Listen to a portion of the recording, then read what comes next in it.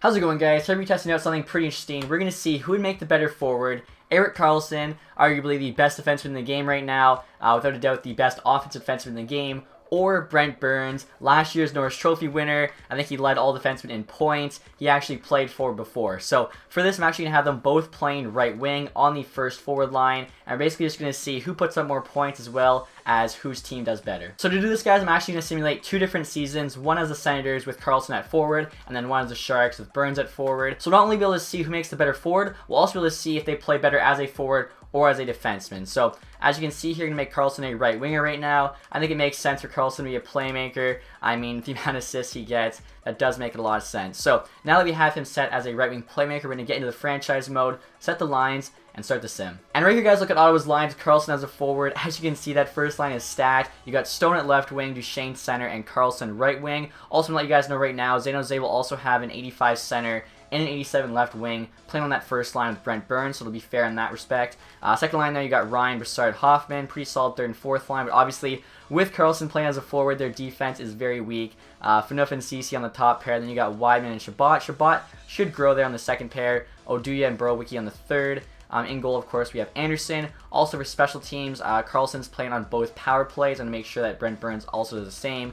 He's playing the first line right wing on the first power play. He's also right wing on the first four-man power play. He's on either of the penalty kills, so I'll make sure Burns is on either of the penalty kills. And then for extras, he's on the first 4-on-4 line. He's also on the first 3-on-3 line, and he's the first extra attacker. So I just have to make sure I do the same thing for Burns, so they're getting like the exact same ice time with the exact same line mates. You know, make this test as even as possible. Also, I just want to quickly take a look at Ottawa's overalls with Karlsson being moved from defense to forward. Alright, guys, with Karlsson as a forward, Ottawa has 93 offense, 88 defense, 89 goaltending. So honestly, not too bad of a team. I think they could make the playoffs potentially in this sim. It's the most authentic sim possible, so game style is full sim, 20-minute period, superstar difficulty.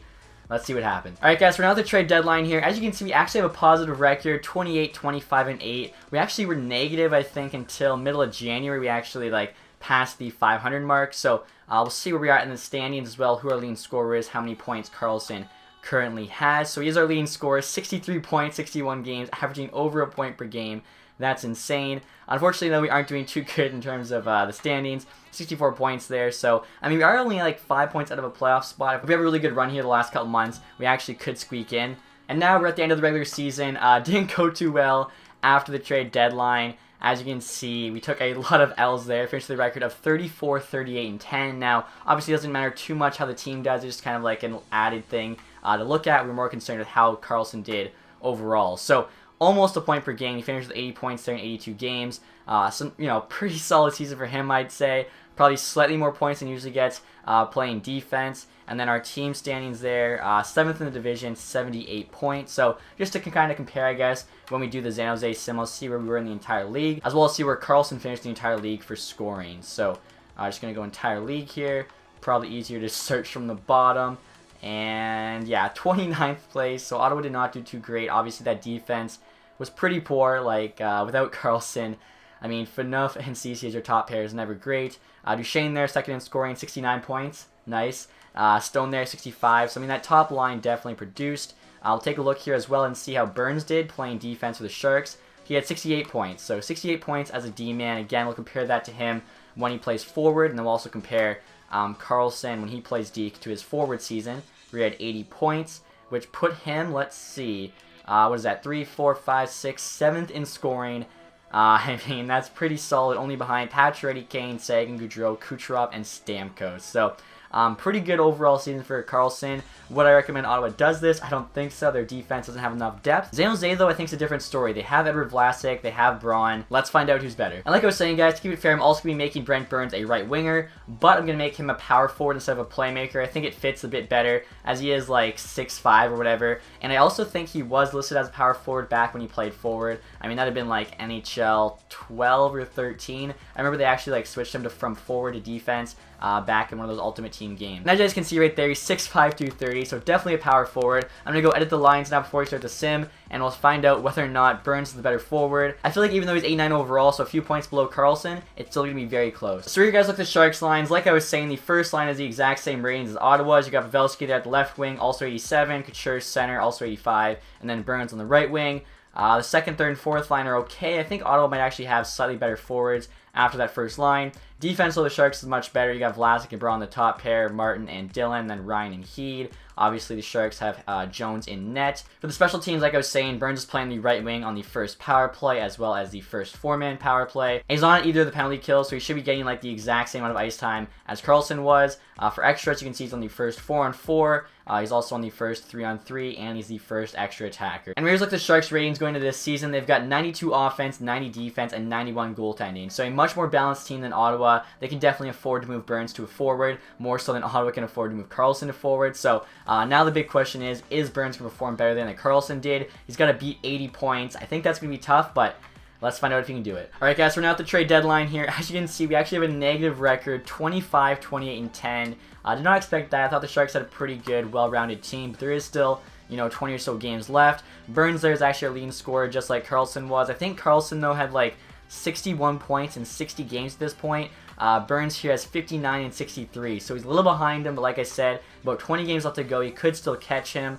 Where are we in the standings? We're actually 7th place there, 60 points, but look how close it is. We're only a point back of the wildcard spot that Vegas currently holds, so next 2 months should be interesting. And now, guys, the regular season is over. As you can see there, finished with a negative record, 34, 35, and 13. But we do have a ton of overtime losses, so maybe somehow we squeak into the playoffs. I doubt it, but you never know. Pretty much the same scenario as we had with the Ottawa Senators. And yeah, no playoffs for us. 4 points back to the Vegas Golden Knights, who got the 5th and final playoff spot. And as you can see by the standings there, Brent Burns finished with 75 points, so 5 less points than Karlsson, but still a pretty good season for him. I'm surprised it was actually that close. Like I say, he's only an 89. Karlsson's a 92, so 3 overall higher, and Burns only trailed him by 5 points. Pavelski there at 67 and Couture at 65, so pretty similar scenario.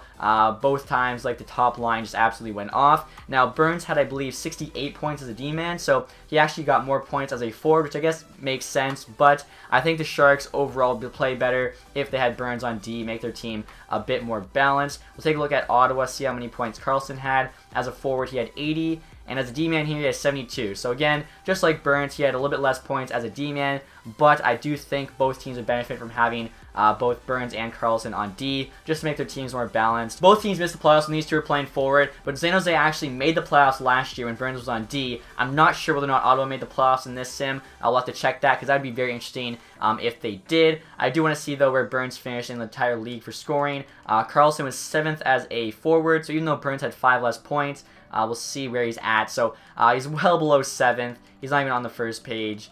Let's see, 75 points.